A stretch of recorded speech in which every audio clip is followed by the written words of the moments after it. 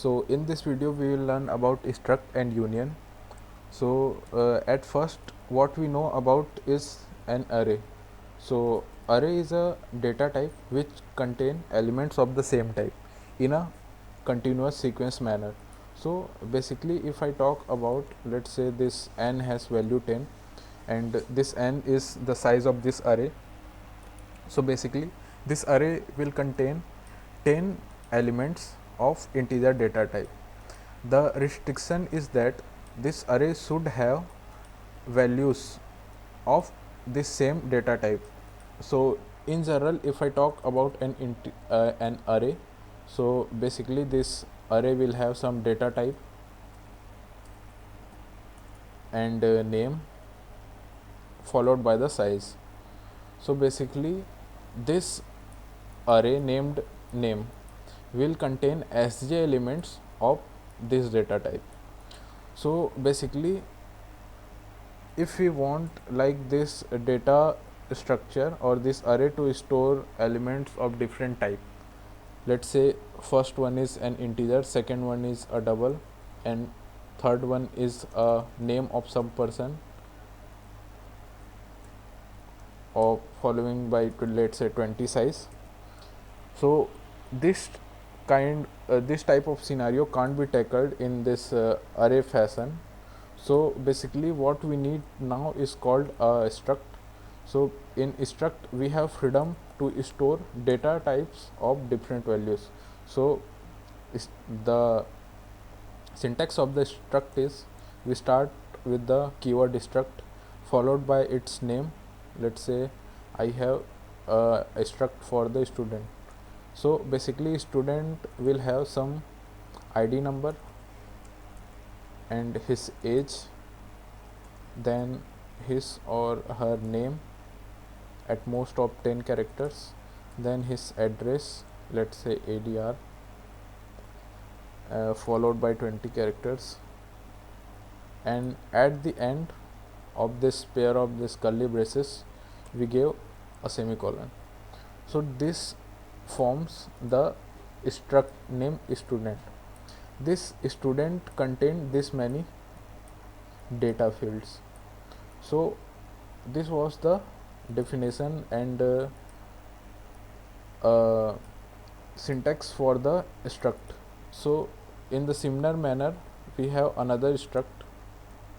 Let's say this time we have a vehicle which is car. So car will have some, it will also have some id number, like what is the number or letter written on their seat or nameplate. So basically how old it is, let's say I denote it by old, and what is the company of that car, company, and address of the user or the owner of the car. So this can be another struct. So in this way we create the struct. This is the syntax we have to follow. Now we will see how to assign values and how to access them. So to use this struct, what we write is, again we start with the name struct, then followed by the keyword name of this struct, then let's say Ram is the first one. Similarly, how we define an integer in more than one way, like at the same time we define three structs, three integers. At the same time we can Ram, let's say another one is Syam. So these two students are there. So basically these are two data types, but they are basically student struct. So now Ram dot id, it let's say 123. At the same time Syam has id equal to 124. So by using this dot operator we assign values to them or we access them at the same time. And then this RAM has, let's say, age equal to 16, and now Syam has 17 age.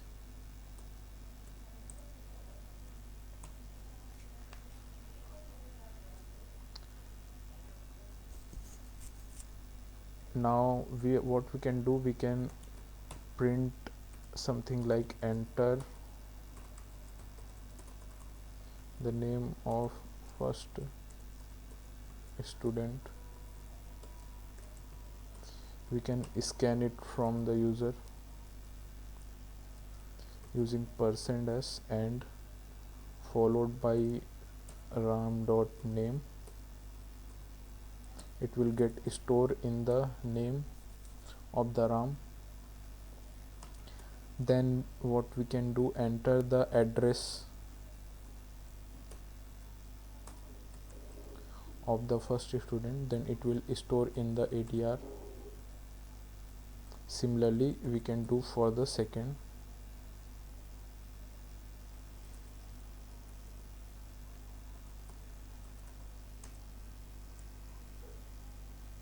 This time we have Syam. Now let's run them.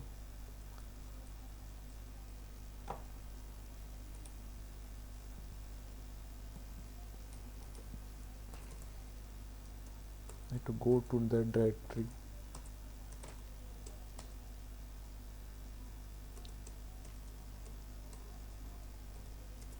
Struct.c is there. Yes, it's compiled successfully. Now it should do nothing.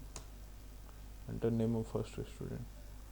Let's say RAM itself. Address, let's say he live in Chandni Chowk. Syam, he live in Gol Bazar.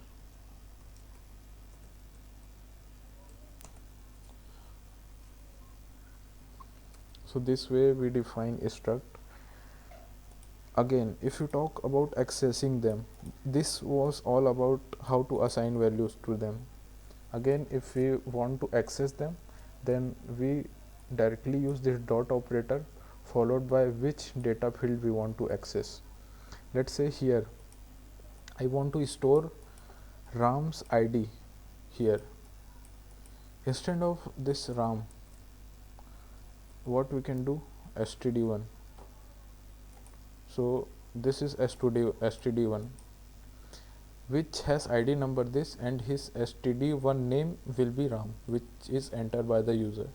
And same for the Syam, std2.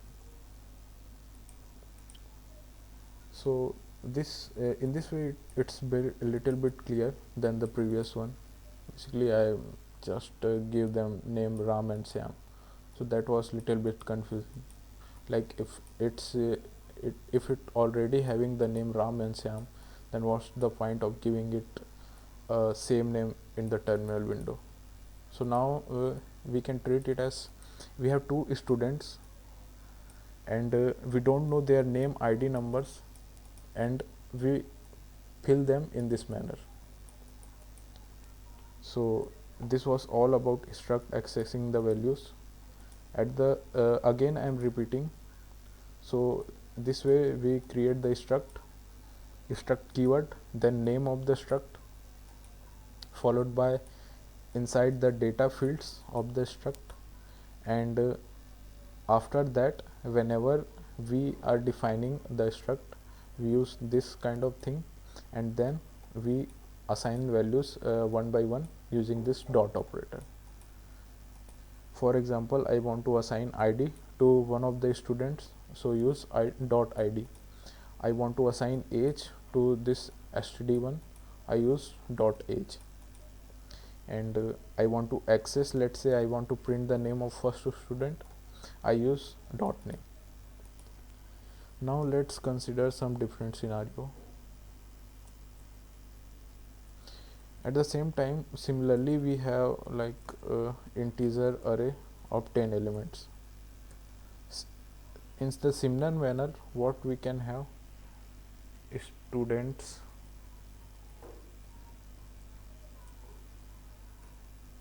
and they can have, let's say 20 students are there.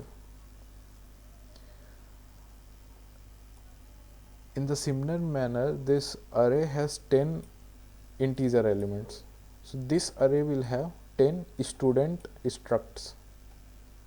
We can think it like that, 20 students are sitting in a row in this way. Each student will have this many data fields. So student 0, students 0 will have this data field, and student 1 will again have this data fields. Possibly they can have different names, or some let's say two students may have some same age, so that can be possible. So this creation of array with the struct is also possible. How we access them? So basically we do something like this: students 0 dot id. So this dot operator is playing the major role in accessing and assigning the values. Similarly, the name, let's say name is Mohan.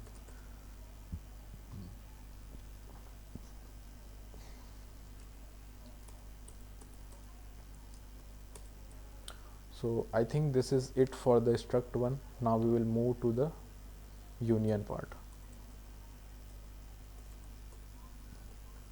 So what is the major difference between this struct and union? Struct and union are almost the same, but they have difference in the size of their data creation or how we access them. So basically, in the structure, the data length of the or size of the struct will be sum of all the data types inside. Like this, if one character has size 8 bytes, then it will have 80 plus 8 into 20 plus size of these two integers. So basically it will sum up all the sizes of the individual data elements in the case of struct. But in the case of union, what we have is the data type of the maximum, or sorry, the memory of the maximum value data type will be considered the size of this union. So let's say if this address field has the most size or has the largest size among this other three or among this four, then this union will have size of this address. So basically in the struct we have sum of all the individual data elements size, and in the student we have size equal to the only the maximum one. It will neglect this 3 and it will consider size only for the largest one. Okay, so again accessing them all is same. We write student union followed by the name, let's say st1. Here we have something different. If we write id equal to 10 and dot age equal to 20, then we can only access, let's say if we are here trying to access the age, so we will be definitely able to access the age. But if we try to access the id of this st1, but then we will not be able to access. Why? Because the union only works with the current setted value. due to its storing manner. It because it has limitation in the size only available for the maximum one. So in one time a union can only store one value. It can be either id or age or name or address. So let's say if I don't assign this age value till now, so definitely I can access this id, or its value will be same as I have assigned. Otherwise its value will be 0 or some garbage value will be filled there. It will basically it will forget the previous value, and now it's only work with this new current setted one. So I think this was all about union and struct. So I think this video is over now.